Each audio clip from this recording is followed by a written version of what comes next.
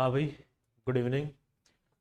देखिए, आपका जो सेमेस्टर फर्स्ट है उसमें कुछ इम्पोर्टेंट टॉपिक्स क्वेश्चंस वगैरह अपन देख लेते हैं, जिन पर आपको पूरा अच्छा फोकस रखना चाहिए। और बाकी एकदम बढ़िया फुल ऑन नंबर चाहिए तब तो आपको पूरा सिलेबस पढ़ना ही पड़ेगा। बाकी देखो, इम्पोर्टेंट देख लेते हैं अपन इसमें।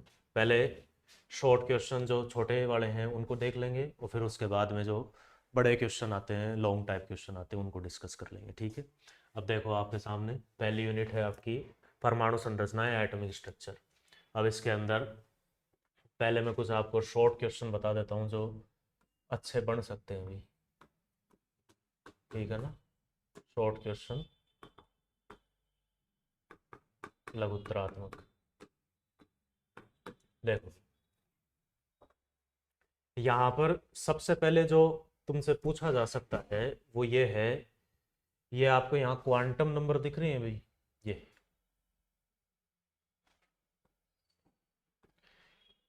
इन क्वांटम नंबर्स के ऊपर एकदम शॉर्ट शॉर्ट क्वेश्चन पूछे जा सकते हैं। किस तरीके के पूछे जाएंगे?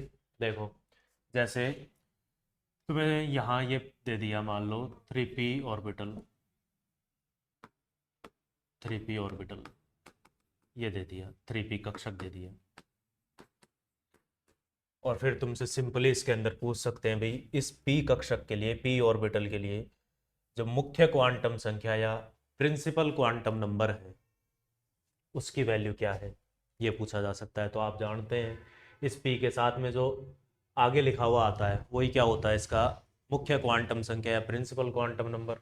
तो इसकी एन की वैल्यू कितनी हो जाएगी भाई? 3 हो जाएगी। ठीक है ना। तो ये क्वेश्चन पूछा जा सकता है। या फिर तुमसे ये पूछ सकते हैं कि भाई, इस 3p कक्षक के अंदर एजीमुथल क्वांटम नंबर या द्विगंशी क्वांटम संख्या जो है उसकी वैल्यू क्या है। ठीक है ना। तो कुल मिलाकर के क्या बात है, क्वांटम नंबर जो है ना उस पर तुमसे शॉर्ट क्वेश्चन पूछा जा सकता है। ठीक है। फिर उसके बाद में एक बढ़िया शॉर्ट क्वेश्चन देखो कहाँ बनेगा। ये पॉइंट तुम्हारा लिखा हुआ है, एनोमलस इलेक्ट्रॉनिक कॉन्फ़िगरेशन, असामान्य इलेक्ट्रॉनिक विन्यास। तो इन पर काफ़ी अच्छा क्वेश्चन बनता है। जैसे अपने फेमस क्वेश्चन चलते हैं क्रोमियम के, कॉपर के, प्लेटिनम के, इनके इलेक्ट्रॉनिक विन्यास या कॉन्फ़िगरेशन पूछे जाते हैं।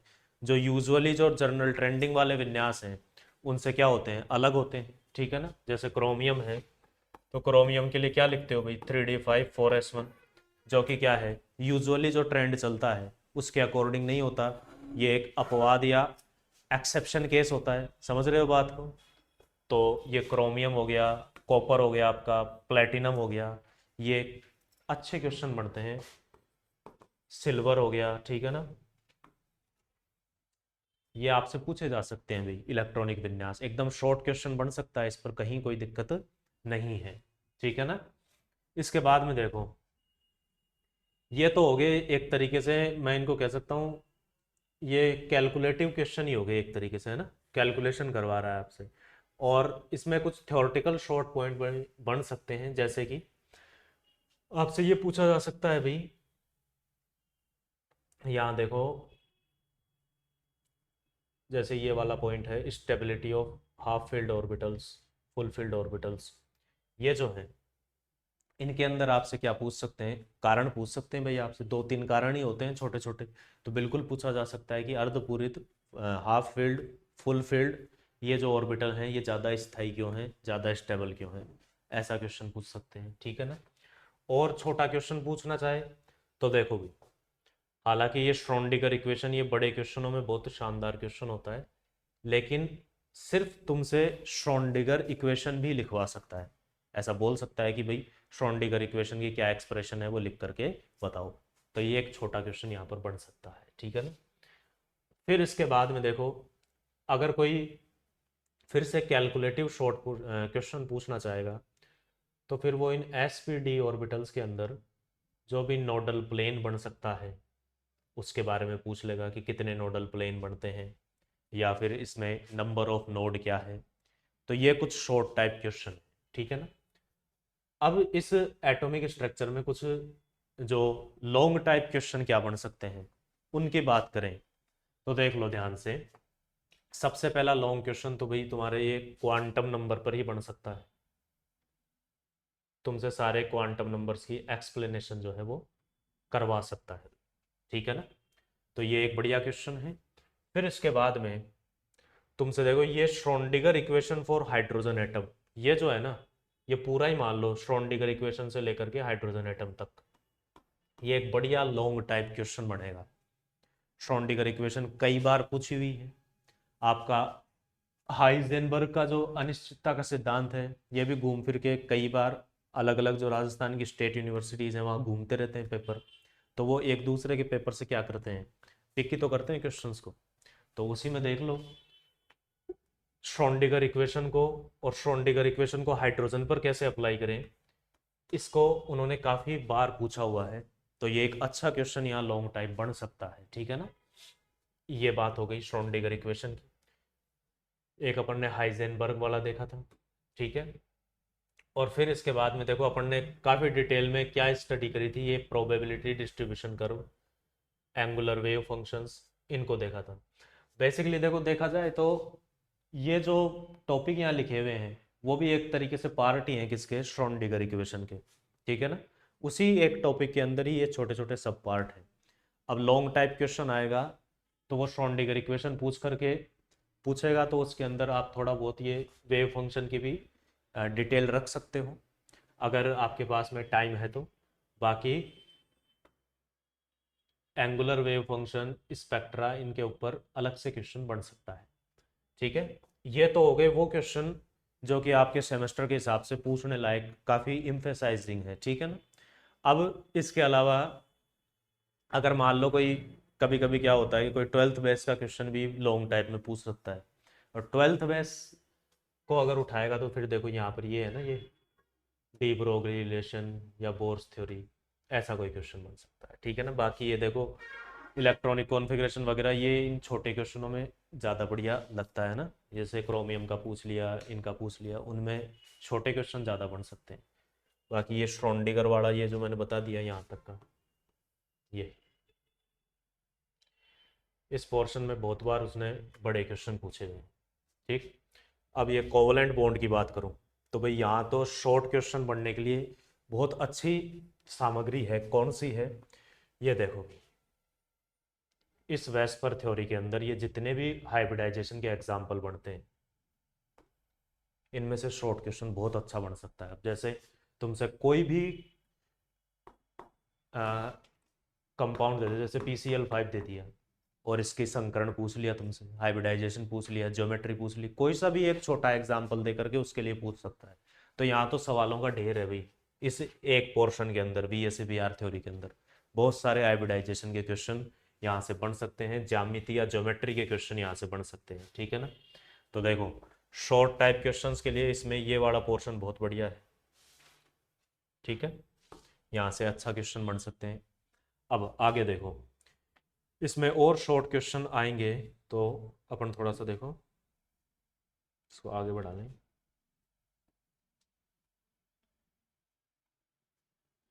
देखो भी यहाँ पर ये एक फैजान रूल है। ठीक है ना। इस फैजान रूल के अंदर बढ़िया ट्रेंडिंग वाले क्वेश्चन बनते हैं। अलग अलग कंपाउंड दे देते हैं और पूछ लेते हैं तुमसे कि बताओ इनमें से ज़्यादा कोवलेंट कौन है, ज़्यादा आयनिक कौन है, इस टाइप के क्वेश्चन बन जाते हैं। तो ये भी एक छोटा क्वेश्चन बनने लायक है। ठीक है ना। और अगर बाय द वे कोई न्यूमेरिकल आए क्वेश्चन में, वैसे ज़्यादातर केस में अपने न्यूमेरिकल इतने आते नहीं हैं, लेकिन अगर मान लो क्वेश्चन पूछा जाए न्यूमेरिकल का, तो देखो ये लेटिस एनर्जी और बोर्न हैबर साइकिल जो है, इस पे एक छोटा क्वेश्चन पूछ सकता है सीधा फॉर्मूला बेस्ड। ठीक है ना। अब आगे देखें, इसके 3 सेक्शन है वे यूनिट के, तो काफ़ी बड़ी यूनिट है ये। तो इसमें शॉर्ट क्वेश्चन बनाने के लिए भी काफ़ी मैटर है अपने पास में। एक देखो ये हाइड्रोजन बॉन्डिंग जो है, यहाँ कई बढ़िया शॉर्ट क्वेश्चन बन सकते हैं। तो मैं कंपाउंड देकर के ये पूछ सकता है कि भाई इसमें कौन से टाइप की हाइड्रोजन बॉन्डिंग है। जैसे ऐसे शॉर्ट क्वेश्चन काफ़ी बने हुए हैं। जैसे मैं बताऊं ऑर्थो नाइट्रोफिनोल है, जैसे इस ऑर्थो नाइट्रोफिनोल पर बहुत बार क्वेश्चन पूछा हुआ है कि इसमें कौन से टाइप की हाइड्रोजन बॉन्डिंग है, तो वही यहाँ पर वो आ सकती है। ठीक है ना। चलो तो ये हाइड्रोजन बॉन्डिंग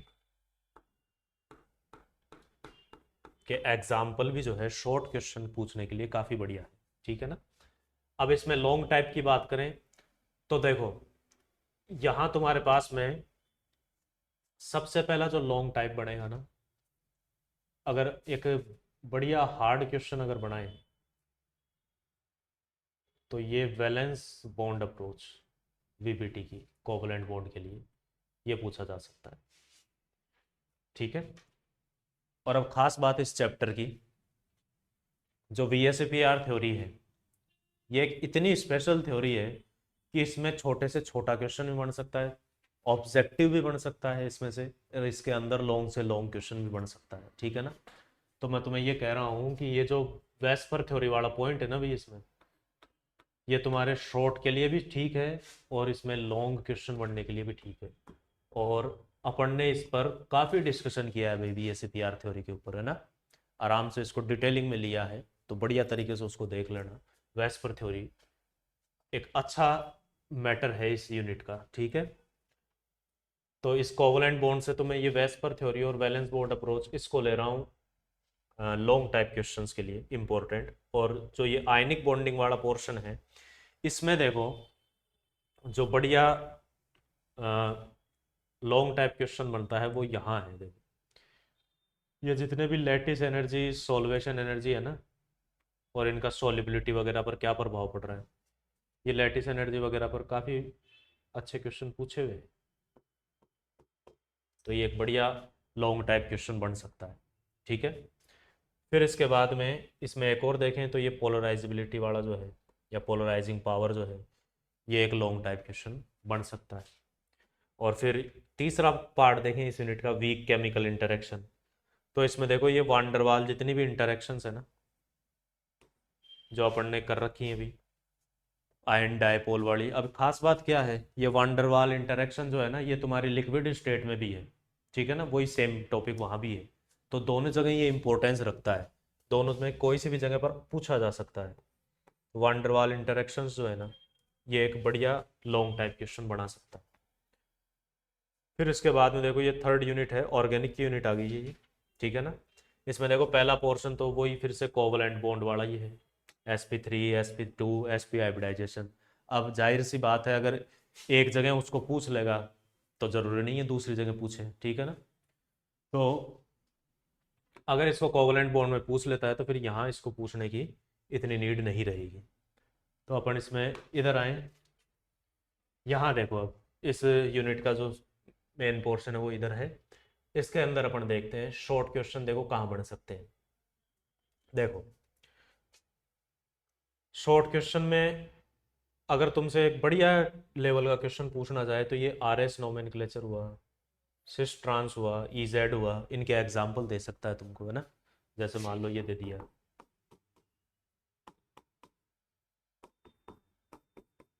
ये दे दिया तुमको, ठीक है ना, और पूछ लो भाई इसके अंदर ई जेड नोमेनक्लेचर कैसा होगा कैसा नहीं होगा, ठीक है ना। तो ये एकदम छोटे क्वेश्चन के लिए बढ़िया है, ठीक है ना।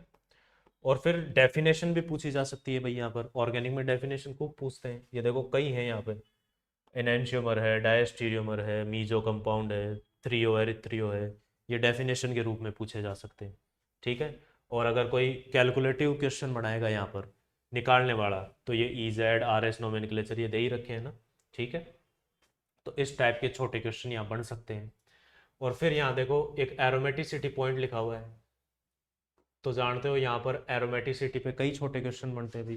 तुम्हें ऐसे कंपाउंड दे देगा और पूछ लेगा कि भाई ये एरोमेटिक है कि नॉन एरोमेटिक है, और एक्सप्लेन करो उसको, अगर एरोमेटिक है तो क्यों है।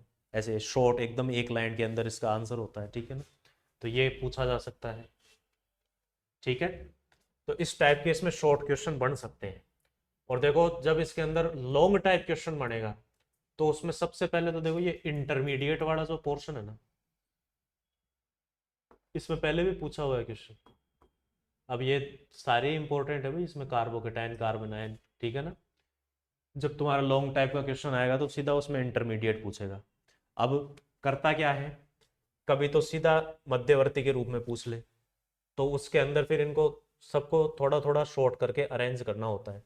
और कभी कभी क्या करता है, जैसे इन चारों को ले लेता है, कार्बोकेटाइन, कार्बेनाइन, नाइट्रीन, इन सबको, और इनको स्पेसिफिकली पूछ लेता है, तब इनको थोड़ा सा वहाँ पर डिटेल में लिखना होता है, ठीक है। अदरवाइज तो ये सीधा मध्यवर्ती पूछेगा तो इनको सबको जितने भी ये 6-7 हैं उनको अरेंज करना होगा, थोड़ा थोड़ा उसका डिटेलिंग लिखनी होगी, ठीक है। और वैसे अगर इसमें देखा जाए तो कार्बोकेटाइन, कार्बेनाइन, कार्बीन, ये काफ़ी इंपॉर्टेंट है ये, ठीक है। अब आगे देखो, एरोमेटिसिटी में तुमसे बड़ा क्वेश्चन अगर पूछेगा तो ये हक्कल्स रूल, इन सब की एक पूरी डिटेल में तुमसे डिस्क्रिप्शन करवा लेगा, ठीक है। फिर इसमें आगे बढ़ा क्वेश्चन देखो, ये एक बढ़िया थ्योरेटिकल पोर्शन है, कन्फर्मेशनल आइसोमेरिज्म, ठीक है ना। इसमें ये प्रोजेक्शन फॉर्मूला और ये सब आते हैं, तो ये एक बढ़िया थ्योरेटिकल पोर्शन है। थ्योरेटिकल पोर्शन के लिए अच्छा एक बड़ा क्वेश्चन ये बन सकता है, ठीक है ना। अब आगे देखो, गैसियस स्टेट, अपनी जो 4th यूनिट है, इसके अंदर शॉर्ट क्वेश्चन क्या बनेंगे।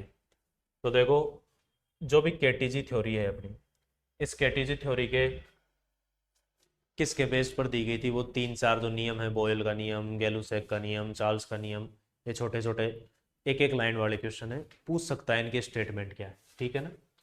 या फिर देखो इसके अंदर और क्या बढ़िया क्वेश्चन बन रहा है, तो ये दे रखे हैं भाई, यहाँ देखो, molecular velocity, root mean square, most probable velocity, इनके फॉर्मूले पूछ ले, या इनकी परिभाषा, डेफिनेशन पूछ ले, ठीक है ना।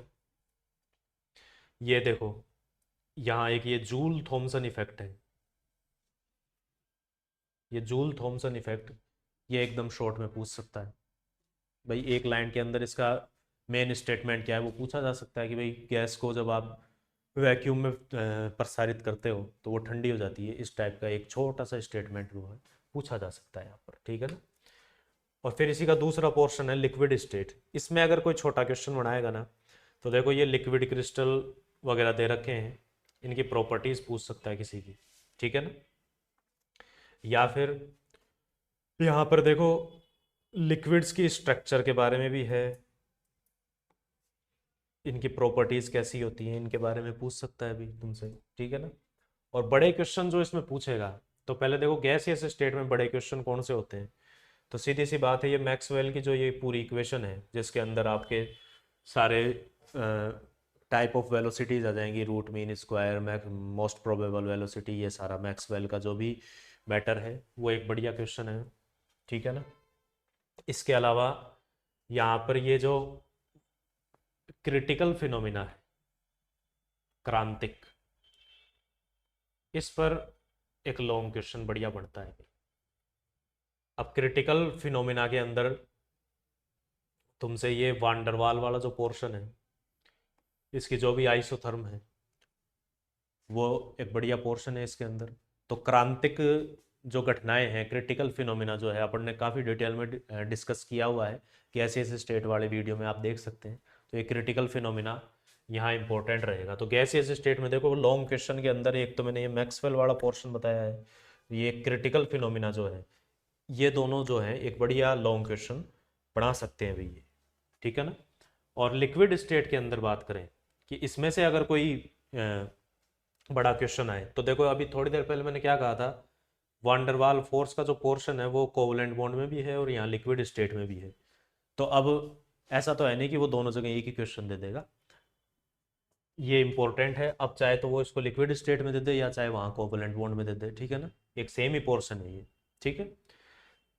अब इसके बाद में यहाँ देखो, लास्ट में इसमें बड़ा क्वेश्चन बनने के लिए ये है ना, लिक्विड क्रिस्टल्स, नेमेटिक, कोलेस्ट्रिक, ये जो भी है, ये बढ़िया क्वेश्चन है, एक थ्योरेटिकल क्वेश्चन बन सकता है इसके अंदर। बाकी ये ठोस और लिक्विड गैस, इनमें संरचना में क्या डिफरेंस है, ये बहुत मतलब 12th लेवल का हो जाएगा, ठीक है ना। आपसे एक अच्छा सेमेस्टर लेवल का क्वेश्चन पूछे तो देखो, ये लिक्विड क्रिस्टल के ऊपर पूछ सकता है इसमें, यहाँ आपके मैक्सवेल से पूछ सकता है, ये क्रिटिकल फिनोमिना पूछ सकता है, ये एक अच्छे लॉन्ग क्वेश्चन यहाँ पर बन सकते हैं, ठीक है ना। तो बढ़िया तैयारी करो, ये जो टॉपिक बताए हैं इनको अच्छी तरह फोकस के साथ में तैयारी कर लो, और एक अच्छा रिजल्ट करने के लिए, मतलब एकदम टॉप में आने के लिए, तो आपको एकदम पूरा सिलेबस जो अपन ने कर रहा है इतने दिनों तक वो पूरा ही याद रखना पड़ेगा भी, ठीक है। और बाकी ये जो टॉपिक मैंने यहाँ पर रेड किए हैं, ये अच्छी तरह इनको फोकस दे करके पढ़ लेना, ठीक है। चलो फिर, धन्यवाद।